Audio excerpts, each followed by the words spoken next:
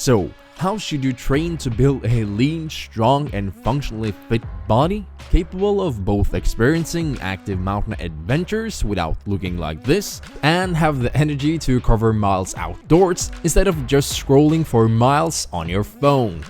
Hi, my name is Torbs from Torbs Training. Now let's cover the basics of functional training. That is, training how your body has developed to move and perform. That way, your training will not only make you look fit, but also make you perform well in everyday activities, sports, and on your mountain adventures.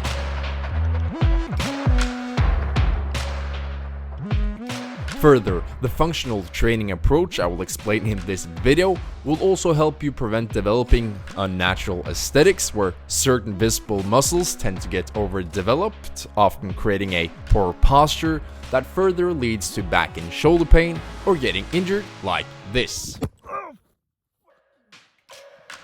Let's divide training into two broad categories. First, in order to build muscle and get stronger, you need to perform strength training either by lifting weights or your own body weight.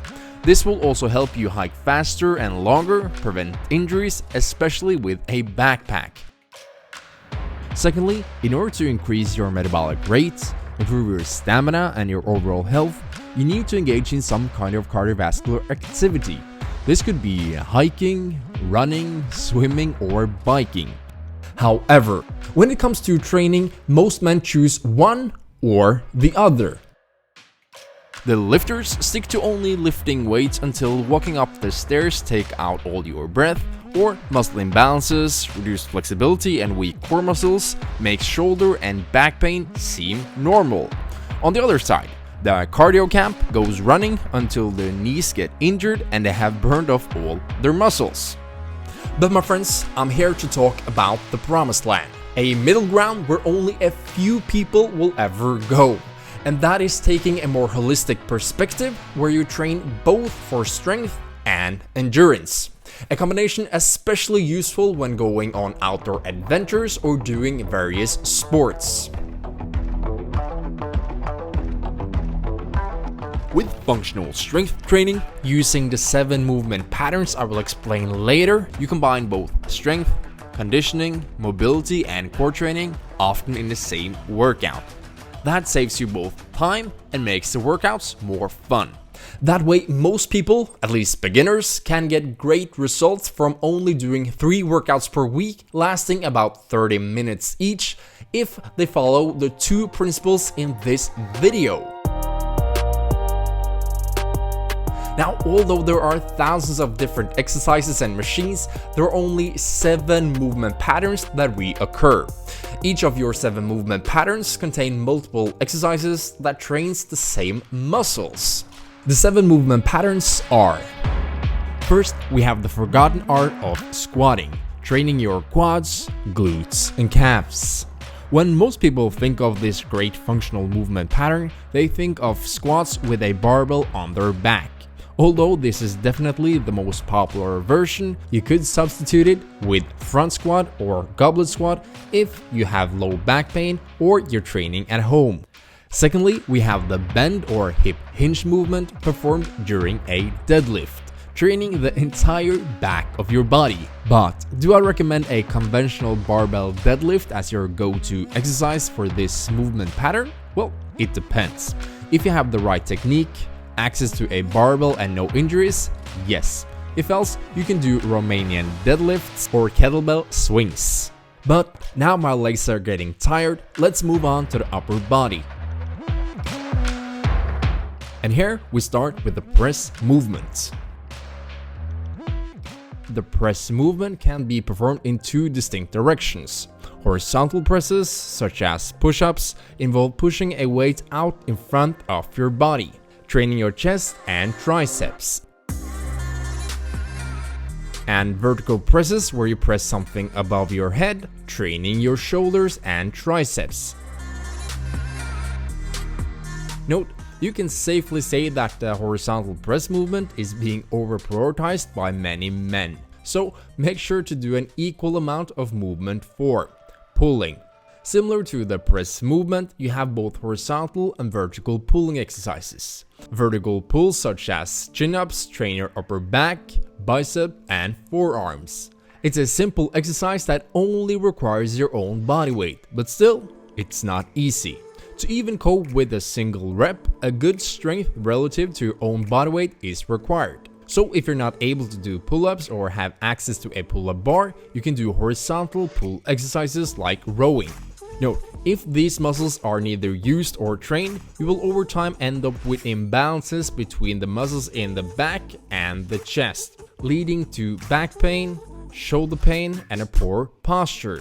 Now, moving on to your lower body again, a closely related movement pattern to squatting are lunges, training your quads and calves. But as lunges are much more unstable and challenging for your core muscles, there are several benefits to doing this single leg exercise compared to squats. For example, core and balance. The more you lunge, the better your balance becomes.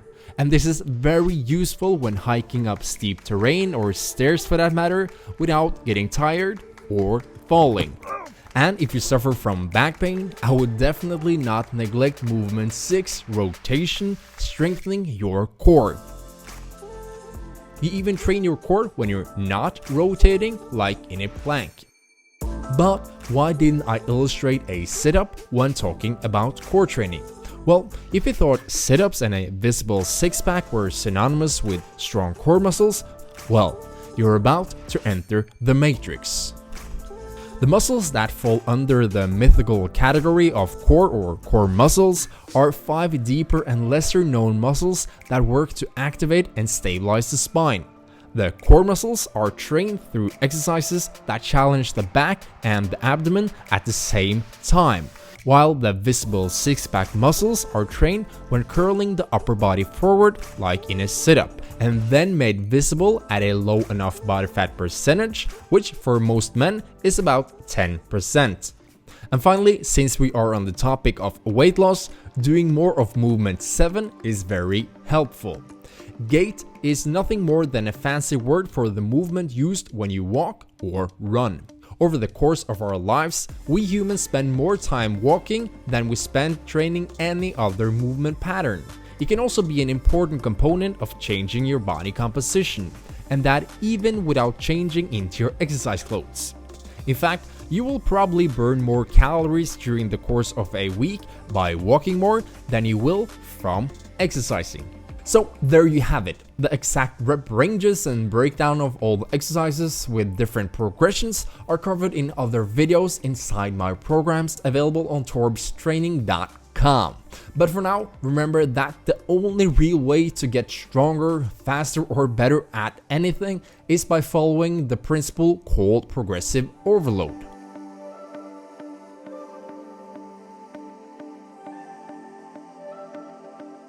Because, contrary to popular belief, your body has evolved to survive, not to look good on social media.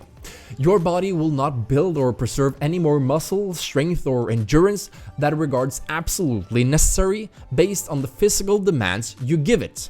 If any muscle does not serve a function, that extra muscle is simply regarded as wasted energy and will not be maintained. And without proper training, the excess calories you eat will rather result in fat gain, not muscle, even though you call it bulking. Therefore, you must give your body a good reason to grow and improve through your training. Luckily, your body will adapt and improve relative to whatever challenge you give it outside its comfort zone.